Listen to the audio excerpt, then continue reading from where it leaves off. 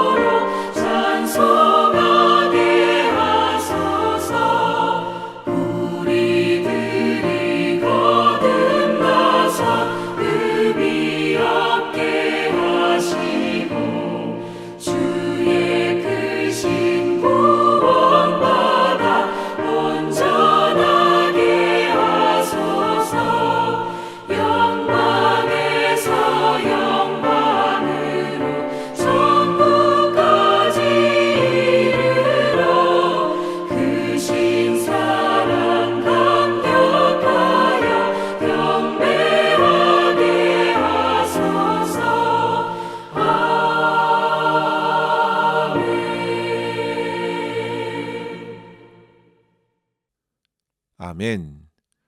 이 시간 함께 나눌 말씀은 전도서 6장 1절에서 9절입니다. 내가 해 아래에서 한 가지 불행한 일이 있는 것을 보았나니 이는 사람의 마음을 무겁게 하는 것이라. 어떤 사람은 그의 영혼이 바라는 모든 소원에 부족함이 없어 재물과 부요와 존귀를 하나님께 받았으나 하나님께서 그가 그것을 누리도록 허락하지 아니하셨으므로 다른 사람이 누리나니 이것도 헛되어 악한 병이로다.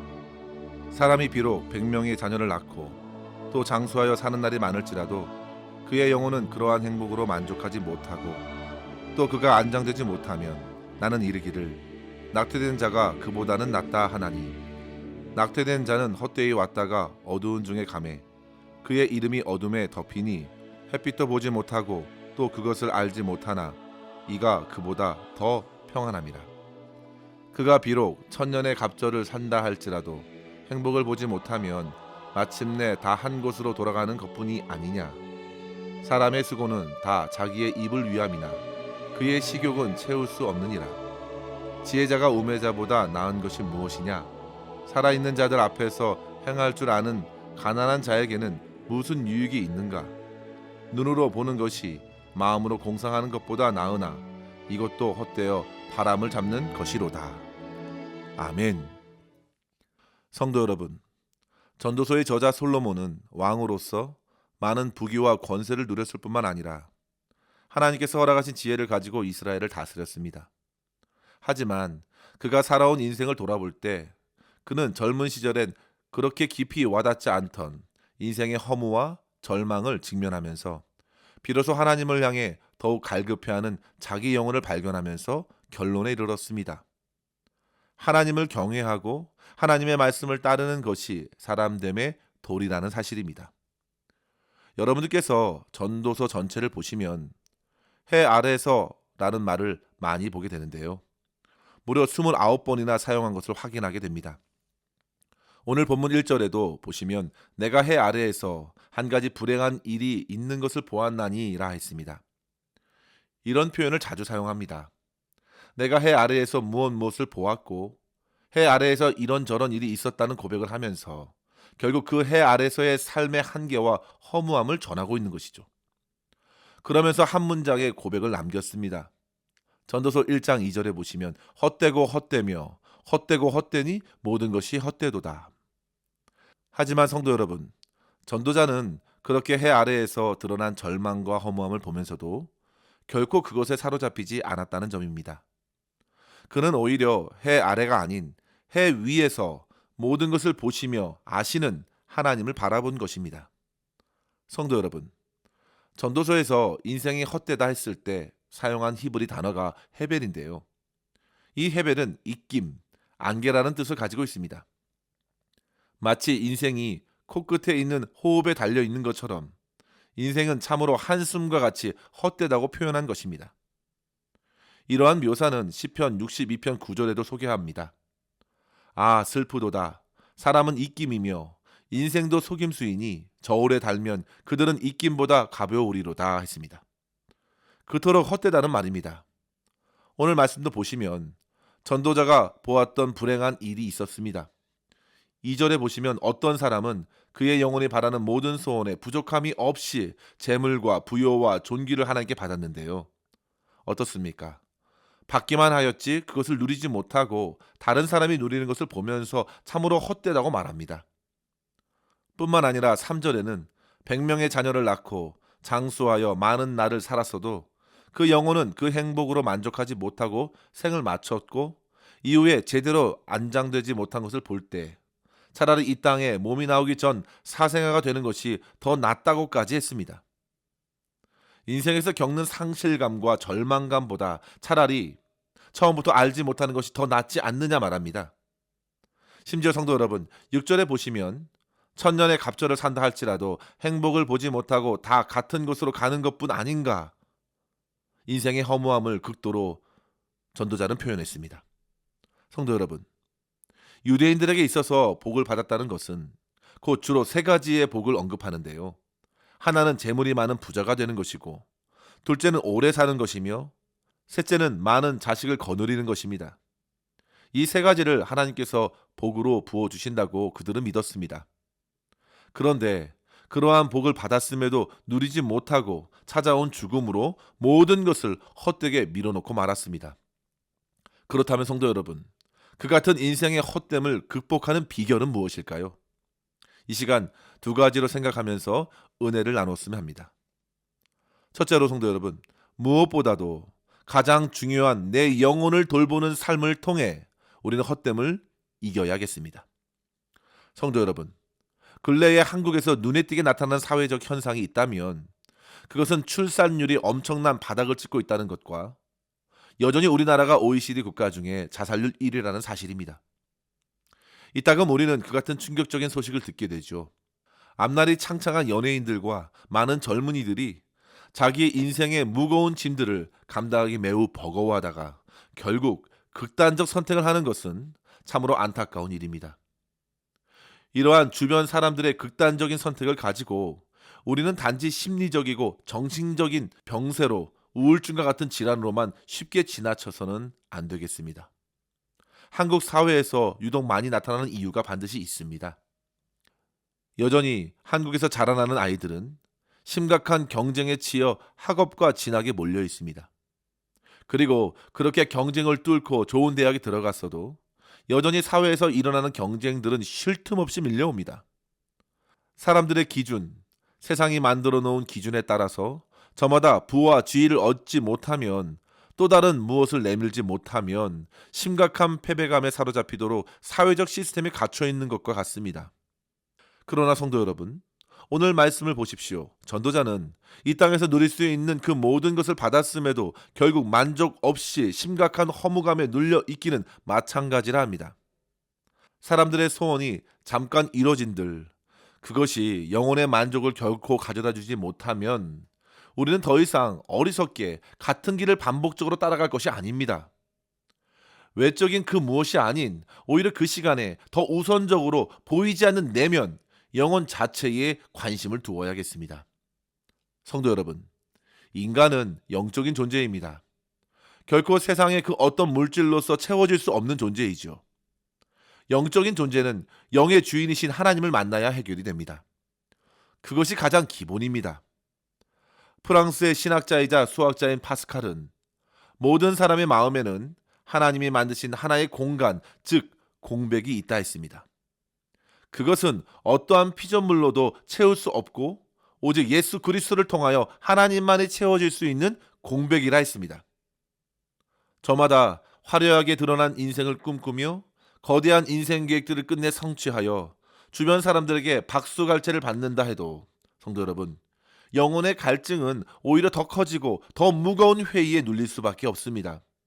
이유는 우리 영혼에게는 반드시 하나님이 필요하기 때문입니다. 그래서 주의 말씀을 들어야 합니다. 성경은 분명히 말합니다. 고린도후서 4장 16절, 겉사람은 반드시 후패한다. 그렇다면 속사람은 어떻습니까?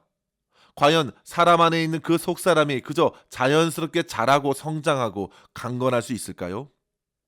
결코 저절로 되지 않습니다. 그래서 저는 사도 요한이 요한 3서 1장 2절에서 사랑하는 자 가이오를 향해 드린 축복의 기도가 너무나도 좋습니다. 사랑하는 자여, 내 영혼이 잘됨같이 내가 범사에 잘되고 강건하기를 내가 간구하노라. 요한은 그렇게 가이오의 영혼을 가장 우선시하여 기도하였습니다. 겉으로 드러난 건강이나 장수, 사회적인 지위나 수많은 업적들, 여러 사람들이 복이라고 인정할 만한 것들도 중요할 수 있겠지만 그 모든 것들은 결국 그 사람의 영혼이 무너지면 모두 헛되이 사라질 것임을 잊지 말아야 합니다. 성도 여러분, 영혼이 가장 앞서야 합니다. 영혼이 잘 되어야 다른 것이 비로소 의미가 있는 것입니다. 따라서 저와 여러분의 영적인 상태를 늘 점검하십시오. 가장 근본적인 돌봄이 필요합니다. 바로 나의 영혼이, 나의 속사람이 하나님의 말씀 안에 채워져 참된 생명으로 살고 있는지 돌아보십시오. 고린도후서 13장 5절에 너희는 믿음 안에 있는가? 너희 자신을 시험하고 내 자신을 확증하라 했습니다. 너희 안에 그리스도께서 계신 줄 스스로 알지 못한다면 너희는 버림받은 자라 했습니다. 결국 모든 것이 헛될 뿐입니다.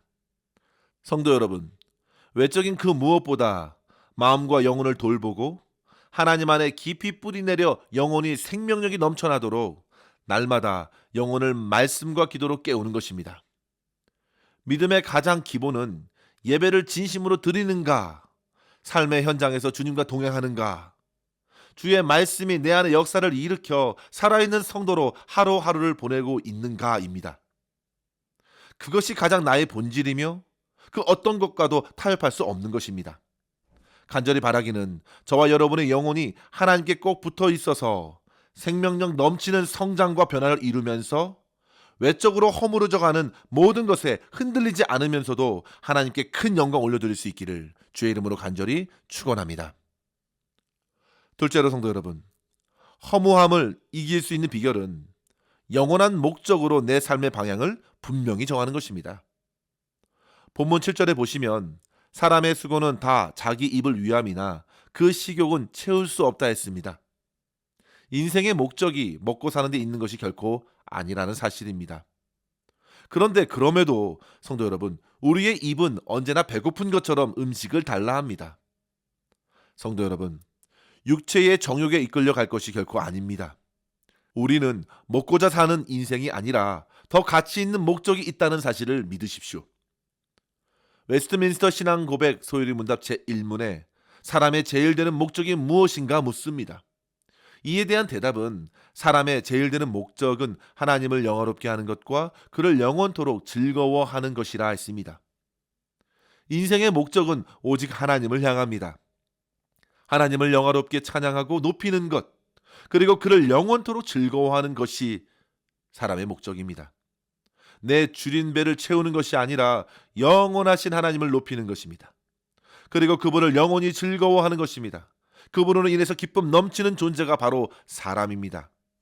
이러한 삶의 목적이 바로 세워질 때 비로소 우리는 허무함에 눌리지 않게 됩니다. 18세기 영국의 수필가이자 시인인 조셉 에디슨은 행복의 조건으로 세 가지를 언급했는데요. 첫째는 해야 할 일이 있는 것, 둘째는 사랑하는 사람이 있는 것, 그리고 셋째는 마음의 소원입니다. 성도 여러분, 오늘 저와 여러분에게 사명이 있다면, 오늘 죽도록 사랑하는 그 사람들이 있다면 행복한 것입니다. 그리고 마음에 간절한 소원이 꿈틀거리면 그 사람은 참으로 행복합니다. 이 세 가지 중에 어느 것 하나만 없어도 그 행복은 깨어질 것입니다. 성도 여러분, 그렇다면 여러분들께서는 그 행복을 지금 누리고 계신가요? 그런데 곰곰이 생각해 보시면 우리는 이미 예수 안에서 이 모든 것이 다 주어졌다는 사실을 깨닫게 됩니다. 주님께서 땅끝까지 이르러 증인이 되라고 우리에게 모두 사명을 주셨습니다. 또한 사랑하는 사람들도 붙여주셨습니다. 주님을 사랑하고 형제, 가족, 이웃을 사랑하게 하셨습니다. 마지막으로 간절한 소망이 있지요. 시대를 넘어서 하나님의 나라가 속히 이루어지기를 소망하며 내 영혼이 주님을 더욱 닮아가기를 바라는 소망이 있습니다. 모든 열방의 주께로 돌아와 하나님을 함께 찬양하고 예배하는 그날을 소망합니다.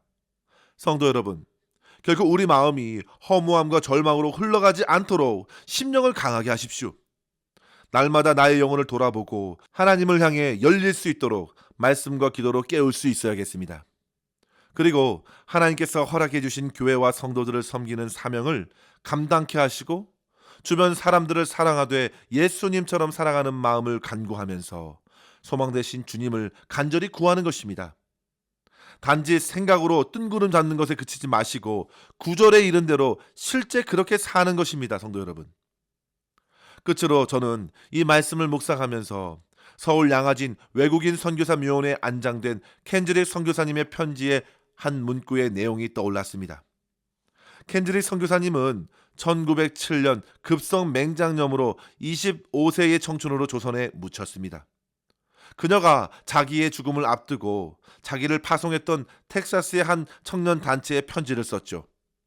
만일 내가 죽으면 텍사스 청년 회원들에게 10명씩, 20명씩, 50명씩 아침 저녁으로 조선에 나오라고 전해주십시오. 만약 내게 줄 수 있는 1000개의 생명이 있다면 나는 그 1000개의 생명을 모두 조선을 위해 바치겠습니다. 성도 여러분, 한 생명도 다른 일을 위해 바치는 것이 참 쉽지 않은 일인데 켄드릭은 주저없이 1000개가 주어지면 1000개 모두 한국을 사랑하면서 한국 땅에 복음을 전하는 사명을 감당하기 위해 모든 생명을 내려놓고 오직 주님께만 소망을 둔 것입니다. 그와 같은 놀라운 그녀의 인생은 결국 죽음에도 무너지지 않는 인생이었고 하나님의 품에 아름답게 안긴 것입니다. 성도 여러분, 저와 여러분 모두가 그와 같은 살아있는 믿음으로 주님의 영광을 드러내는 삶의 목적으로 오늘도 힘있게 살아낼 수 있기를 주의 이름으로 간절히 축원합니다. 기도하겠습니다. 하나님 아버지 감사합니다. 오늘도 허무하고 절망으로 치닫는 인생을 깨워 인생의 참된 소망 되신 주님만 바라보고 의지하게 하시니 감사합니다. 아버지 하나님, 우리의 심령을 붙들어 주시옵소서. 주님 앞에 우리의 영혼을 진리의 빛으로 비춰보게 하여 주시고 생명의 말씀과 기도로 깨워 언제나 우리가 주님을 향하여 믿음으로 설 수 있도록 붙들어 주시옵소서. 주님께서 마지막까지 맡겨주신 사명, 복음을 증거하는 일을 마치기까지 충성되게 하여 주시고 사랑으로 섬기라 붙여주신 가족과 이웃들을 참되게 사랑하면서 저들의 영혼을 부단히 돌보게 하여 주시고 주님의 나라를 간절히 고대하면서 매일매일 주님과 동행하며 주님께만 영광 돌릴 수 있도록 인도하여 주시옵소서. 오늘도 우리의 삶을 온전히 주님의 손에 의탁하옵고 감사드리며 예수님의 이름으로 간절히 기도하옵나이다. 아멘. 사랑하는 성도 여러분, 오늘도 주님과 함께 승리하시길 바랍니다. 감사합니다.